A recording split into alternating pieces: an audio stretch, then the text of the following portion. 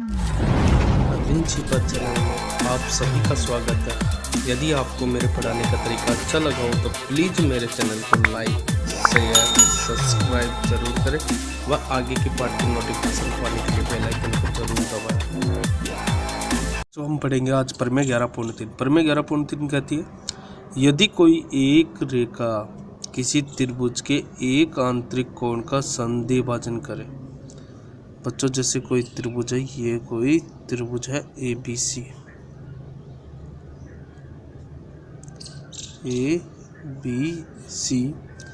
यदि कोई एक रेखा किसी त्रिभुज के एक आंतरिक कोण का समद्विभाजन करे। मैं इस कोण एक का आंतरिक समद्विभाजन करने वाली रेखा खींच देता हूँ D। आंतरिक समद्विभाजन, कोण का समद्विभाजन। कोण का समद्विभाजन का मतलब क्या होता है? उस कोण को दो समान भागों में बांटना। इसका नाम दे देता हूँ 1 और इसका नाम दे देता हूँ 2। तो कोण एक का समद्विभाजक रेखा AD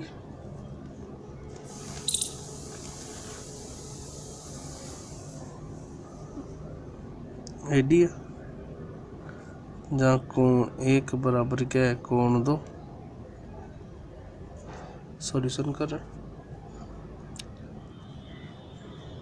समद्विभाजन करे तो वह समद्विभाजक रेखा उस कोण की सम्मुख भुजा को, सम्मुख भुजा, इस कोण की सम्मुख भुजा क्या है, ये BD और DC, सम्मुख भुजा को त्रिभुज की शेष भुजाओं की लंबाइयों के अनुपात में विभाजित करे। यानी जो सम्मुख भुजा का अनुपात है सिद्ध करना है।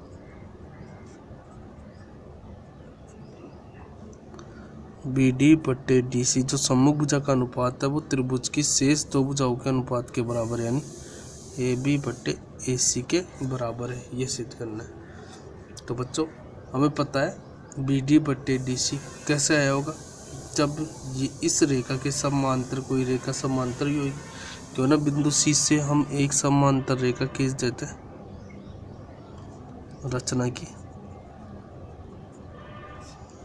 AD समांतर, इसका नाम दे देते हैं E। AD समांतर CE खींचने पर AB को आगे बढ़ाने पर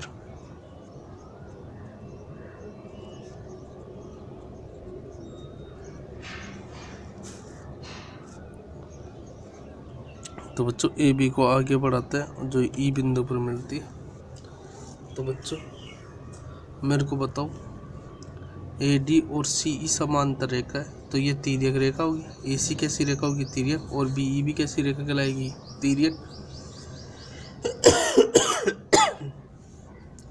तो बच्चों कोण 2 बराबर, इसका नाम देता हूँ कोण 3 और इसका नाम देता हूँ कोण 4। तो कोण 2 बराबर कोण 3 होगा।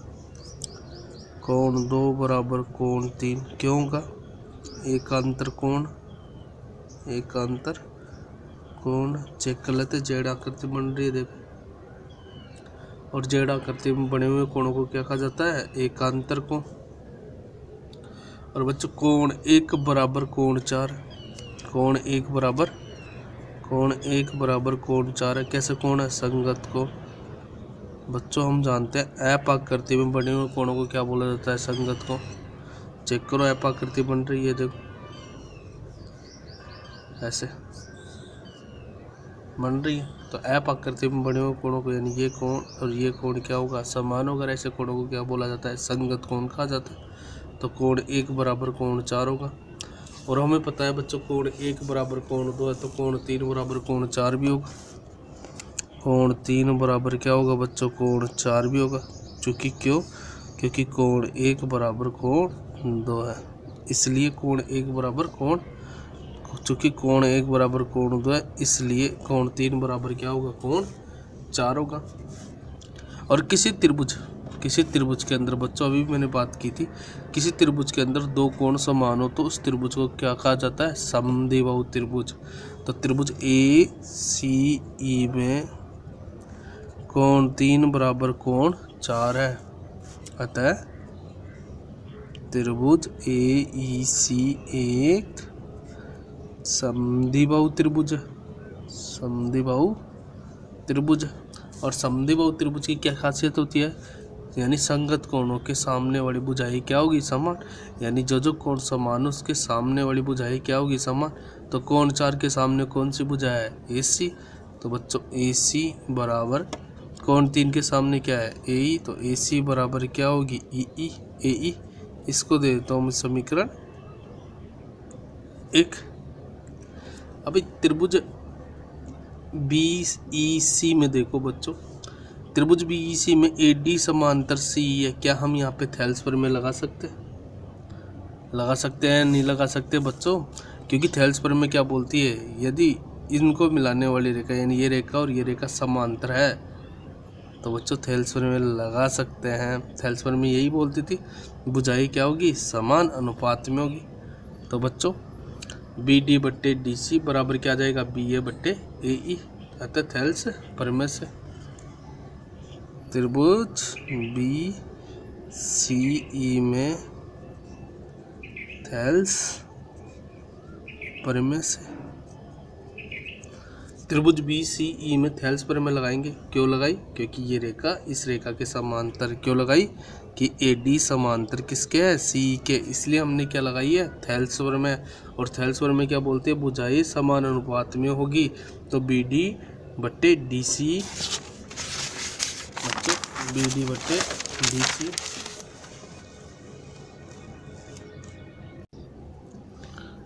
BD/DC बराबर होगा BA/AE के,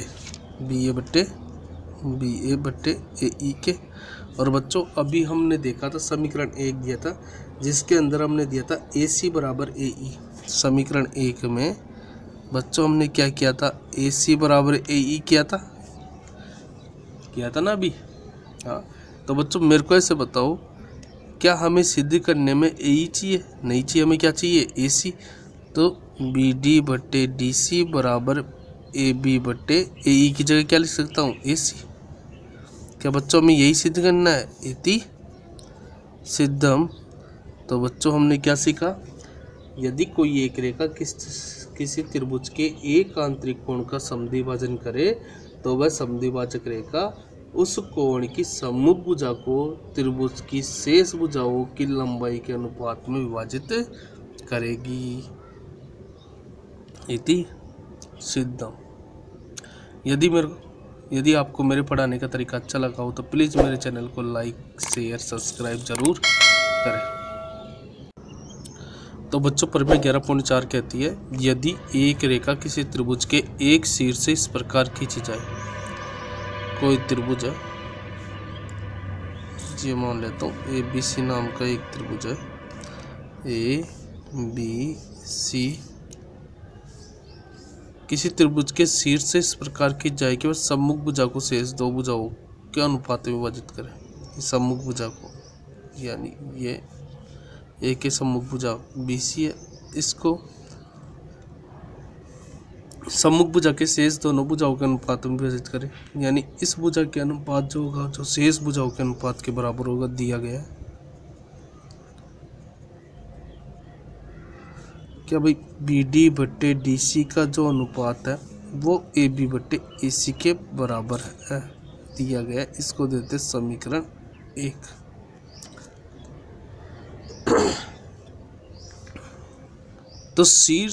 तो सिद्ध करना है कि शीर्ष पर बने कोण का समद्विभाजन करती है। तो भाई ये कोण इस कोण के बराबर है, तो सिद्ध करना है।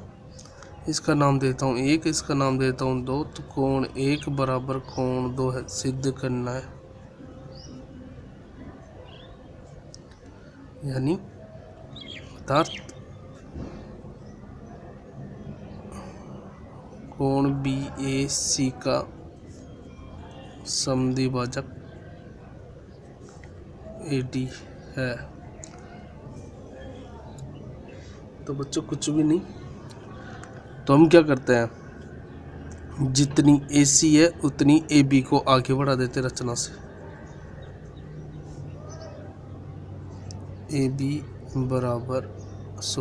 AB को AC बराबर AE खींचने पर इसको आगे बढ़ाते हैं और जितनी खींचते जितनी AC है इसका नाम देते हैं AE और E को C से मिलाते थे। E बिंदु को C से मिलाने पर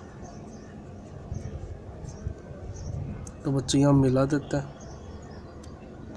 तो बच्चों किसी त्रिभुज के अंदर दो भुजाएं, त्रिभुज AEC में देखो बच्चों, त्रिभुज AEC में ये वाली भुजा और ये वाली भुजा हमने रचना से बराबर कर ली है। और बच्चों मैंने कितनी बार समझाया कि किसी त्रिभुज के अंदर दो भुजाएं समान है तो उनके संगत कोण भी क्या होंगे, समान।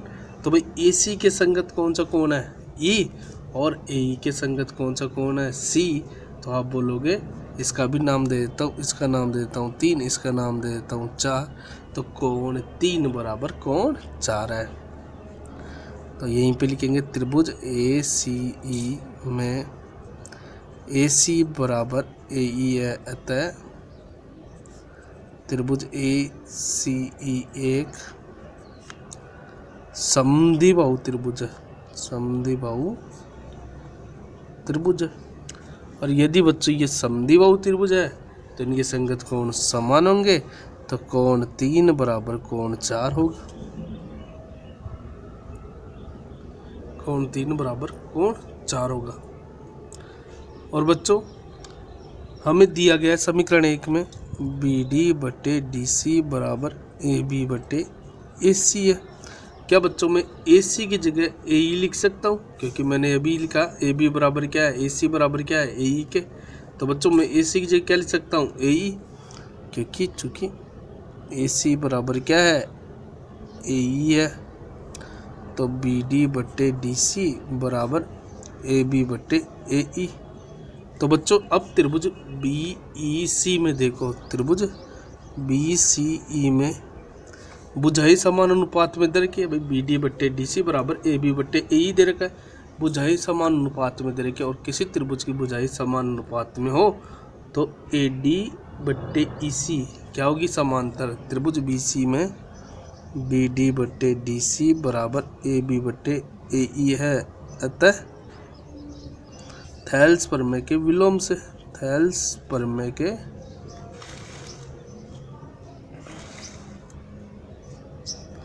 थेल्स प्रमेय के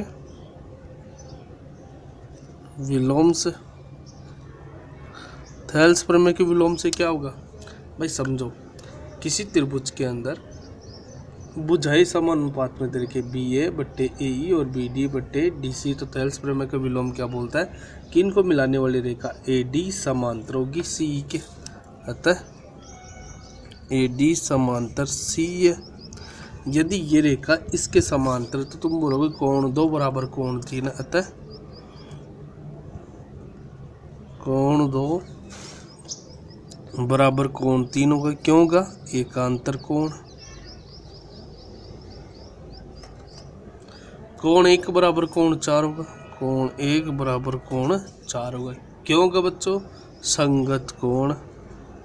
ऐप आकृति बन रही है और ऐप आकृति में बड़े कोणों को क्या बोलते हैं, संगत कोण। और जेड आकृति में देखो, जेड आकृति नहीं दिख रहा होगा, चित्र के अंदर दिखा देता हूँ।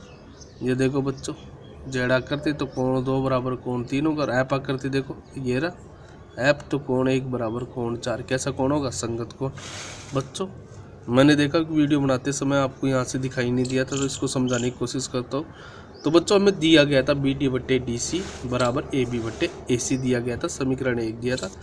तो बच्चों हमने ये फाइंड आउट कर लिया था, जितनी AE बराबर AC हमने रचना से कर ली थी। तो बच्चों यहाँ AC की जगह मैं क्या रखने वाला हूँ, AE। तो मैंने AC की जगह AE रख दिया, जिससे मेरे पास थेल्स प्रमेय से ये मिल गया, त्रिभुज BEC में थेल्स प्रमेय से ये मिल गया कि भुजाएं समान अनुपात में है तो इनको मिलाने वाली रेखा तीसरी रेखा की समांतर होगी। तो AD समांतर CE है। तो त्रिभुज BC में मैंने यही किया है, AC की जगह मैंने AE रखा और थेल्स प्रमेय लगाई, थेल्स प्रमेय के विलोम लगाया, और जिससे मेरे को ये मिल गया कि AD समांतर CE है।